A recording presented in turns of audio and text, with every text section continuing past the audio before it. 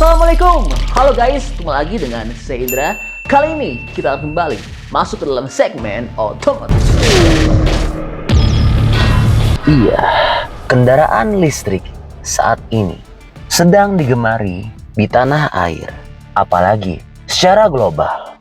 Namun buat kamu yang berencana untuk meminang kendaraan listrik, alangkah baiknya mengetahui terlebih dahulu apa aja sih keuntungan dan kerugian dari membeli kendaraan listrik. Berikut beberapa keuntungan dan kerugian dari memiliki kendaraan listrik.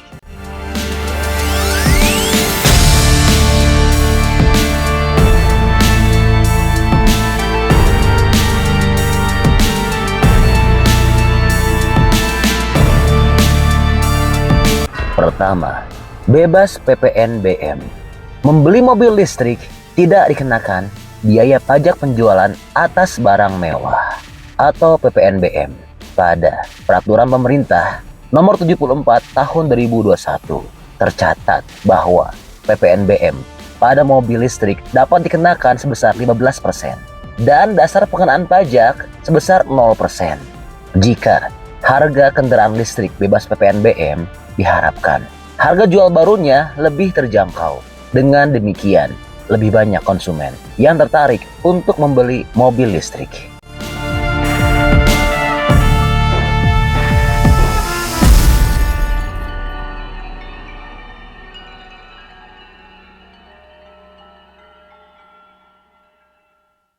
Berikutnya, bebas ganjil genap. Kendaraan listrik juga bebas ganjil genap. Disebutkan pada Peraturan Gubernur DKI Jakarta Nomor 88 Tahun 2019 Pasal 4, di mana kendaraan yang digerakkan dengan motor listrik tidak diberlakukan sistem ganjil genap. Artinya pemilik EV bisa warawiri sekitar jalanan ibu kota Jakarta tanpa takut dicegat polisi atau tertangkap Electronic Traffic Law Enforcement atau ETLE karena menggunakan plat nomor yang tidak sesuai.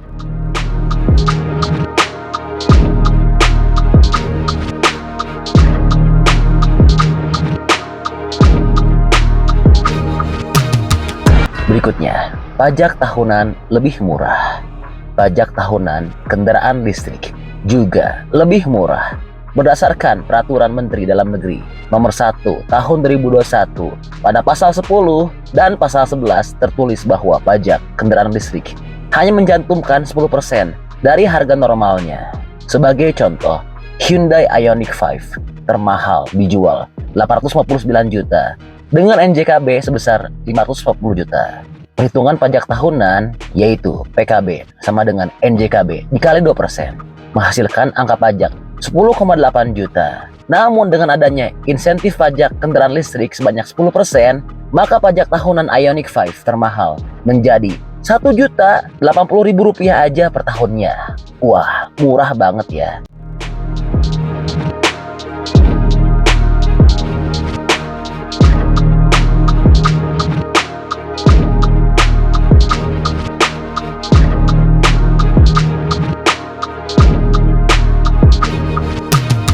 Berikutnya, akan disubsidi. Seperti pernyataan Menteri Koordinator Bidang Kemaritiman dan Investasi Luhut Binsar Panjaitan, kendaraan listrik akan menerima subsidi. Motor listrik akan mendapatkan potongan harga 6 hingga 6,5 juta, sedangkan subsidi motor listrik masih dalam tahap finalisasi. Dengan begitu ke depan harga kendaraan listrik diprediksi akan lebih murah lagi.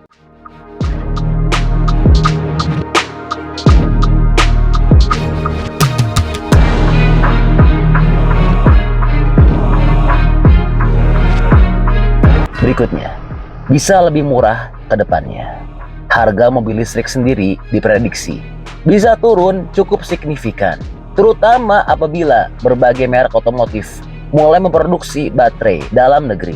Dengan demikian, biaya produksi, bahan dasar, dan impor bisa ditekan guna menurunkan harga.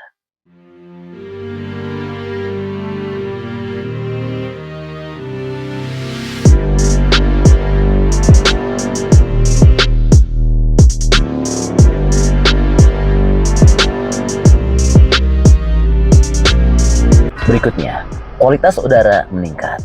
Keuntungan memiliki kendaraan listrik juga berkontribusi dalam mengurangi jumlah emisi gas buang kendaraan.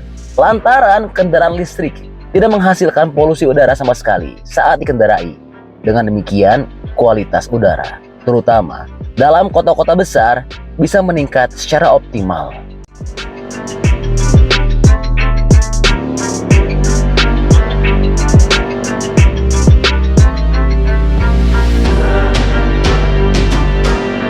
Berikutnya, bicara soal kekurangan, yaitu yang pertama, infrastruktur masih terbatas.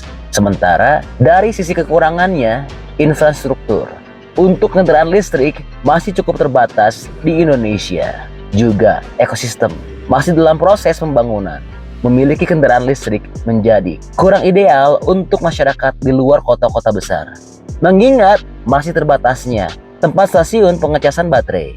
Lalu, mayoritas besaran watt untuk rumah-rumah menengah ke bawah kurang ideal untuk digunakan mengecas mobil. Lantaran makin cepat waktu mengecas kendaraan listrik, makin besar daya watt yang diperlukan.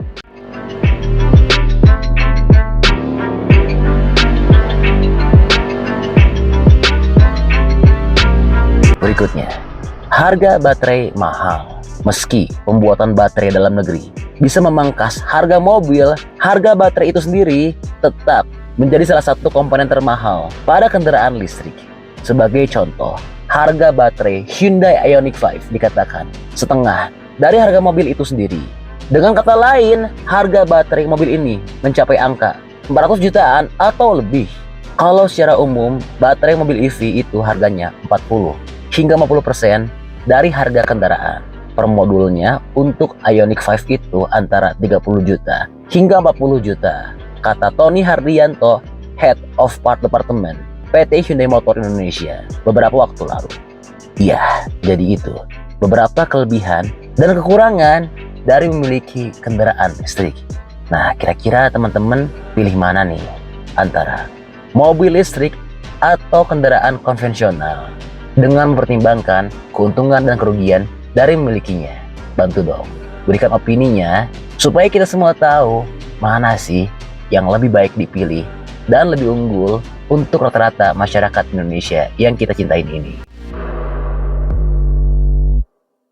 Oke, jadi itulah Info update untuk keuntungan dan kerugian dari memiliki kendaraan listrik. Oke, masih banyak nonton, jangan lupa untuk bantu di like dan di share video ini. Jangan lupa juga bantu untuk subscribe ya. Oke, stay tune at my channel. See you next video.